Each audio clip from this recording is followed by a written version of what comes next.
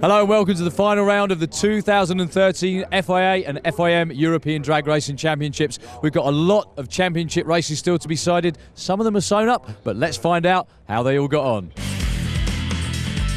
So we're on to the Super Twins with Vesa Lippen against your newly crowned champ Ronnie Orson and Samu Kampanen against Martin de Haas from the Netherlands.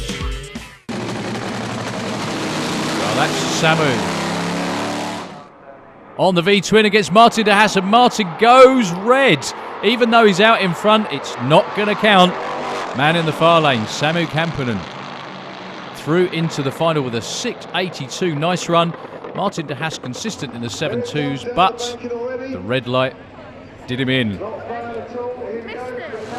the great crowd at Santa Pod amusing themselves by doing Mexican waves. That's one place we do hold a European record for at Santa Pod Raceway, is the Mexican wave from one end to the other.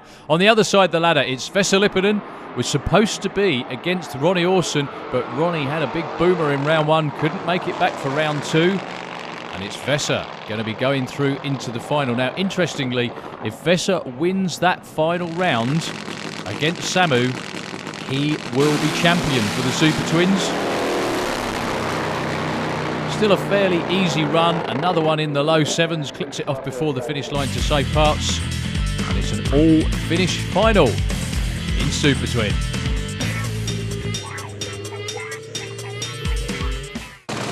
So here we go then. This is going to decide number 1 and 2 in the championship. That man there, Vesa Lippen, very consistent, not the quickest, but in the low sevens every time. If he can take the win light against Samu, he will be the champion. But at the moment, it looks like way out in front. It is. Wow, 6.76, low ET of the weekend for him. And Samu Kampanen takes the win, and number 2 in the championship with that final run. Just look at the way the bike dangles the front wheel all the way down the racetrack. He really is one spectacular rider. I'm sure very happy as well. It looks quite worrying to us when you ride it. What's it like on the bike? Well, it's really good. I like to ride it like front wheel really high up, then it's easy to steer. So everybody says no, I'm running it too high, but I'm old stunt rider, so I think I like it that way, and that's why I like Super Twins, because they're so difficult to ride. We're on to two wheels now in Top Fuel Bike. This is Rickard Gustafsson with one of the world's quickest and fastest funny bikes. I'm going to shut up. This is the world's quickest ever run on a funny bike.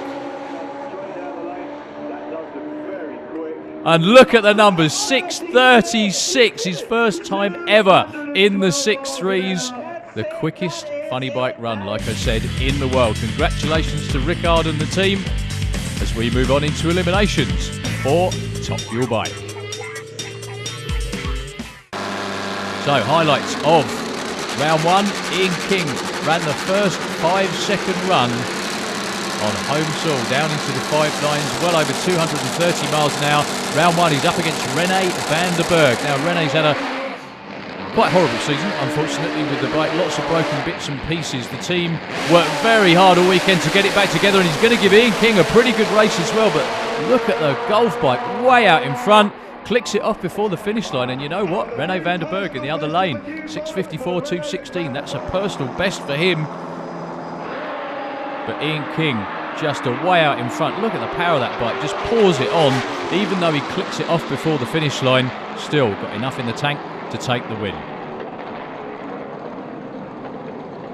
There's a crowd wait for the next pair of bikes to come out onto the Santa Pod quarter mile. This is Otto Kniebel, the Imperial Wizard Puma, against the quickest funny bike in the world of Rickard Gustafsson. Now, Otto has been running into the 6s for the first time ever this season with a bike in the far lane, but he's up against one tough customer in Rickard Gustafsson.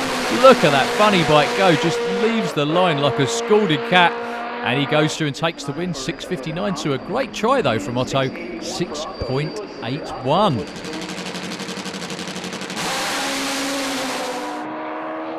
There you can see, look at that, Rickard with the front wheel in the air till just before the finish line, and he puts it down just in time. So Ian King's going to have a bye in the semis, and it's going to be Phil Papaphilippou all the way from Greece against Rickard Gustafsson on the other side of the ladder. To that race we go. Here comes Phil, the fast Phil as he's known, with the bike from Greece, and he's running the 6s for his first time ever this weekend. down into the 6.7s, and he's leading Rickard. And he takes the win over Rickard Gustafsson as well. Off pace for the Swedish rider, only in the 7.0s.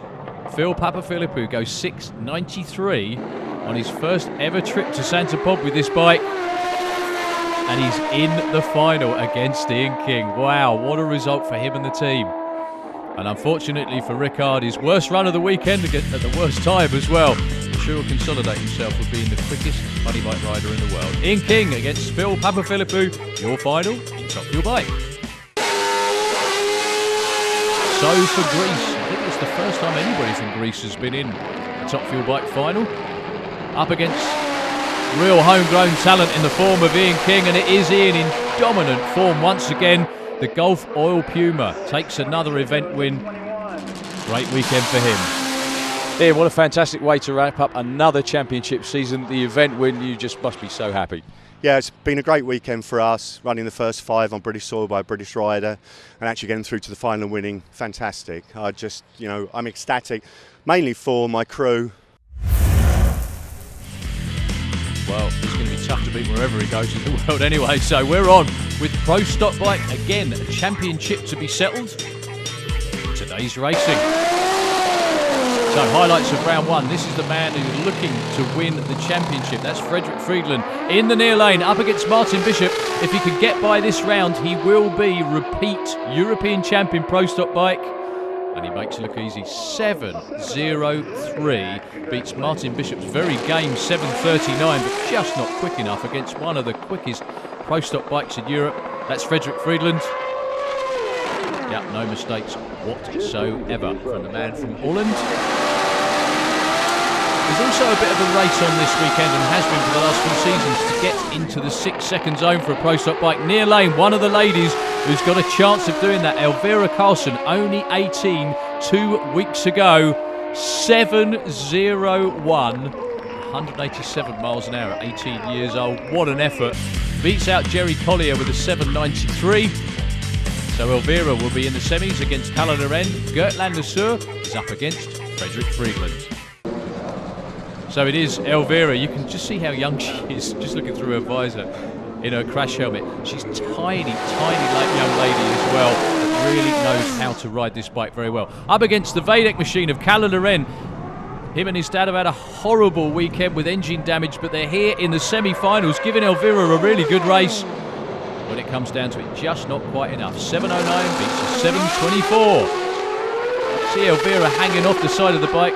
There's nothing of her. I can't imagine hanging body weight off the side of that bike makes that much difference, but she rides it so well indeed. That's her dad, Robert, going into the final. So the other side of the ladder, repeat champ Fredrik Friedland is going to be up against Gert-Jan Lesueur. That's Gert-Jan in the far lane.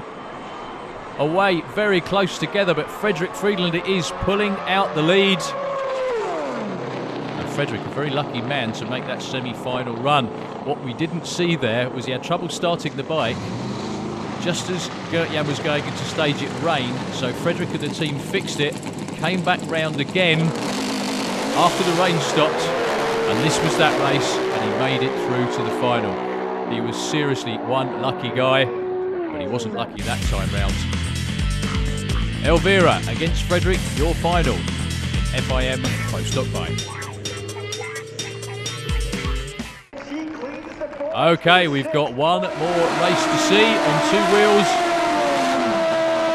So it's the event win up for grabs. Elvira Karlsson, 18 years old from Sweden. Fredrik Friedland from Åland, repeat champion. Can someone run a 6? Can Fredrik cap a championship season with a win? The answer is no, it's Elvira, and she does it. Europe's first 6-second run on a Pro Stock bike, and I think they're a little bit happy, to say the least. It's her first ever event win, and look at just how close it was at the finish line. Nothing to choose between them, but it was Elvira. You run the first 6. Yeah, I'm very happy. I cannot believe that. It's just been so good for you and your team as well, and your dad as well. Yeah, my dad cry now, cry, and I'm very happy. Very happy indeed is an understatement. understatement. We move on to Super Street Bike. That's your final. Steve Venables against Graham Bouchin. It's been a great weekend for these guys, running very quick, very fast indeed.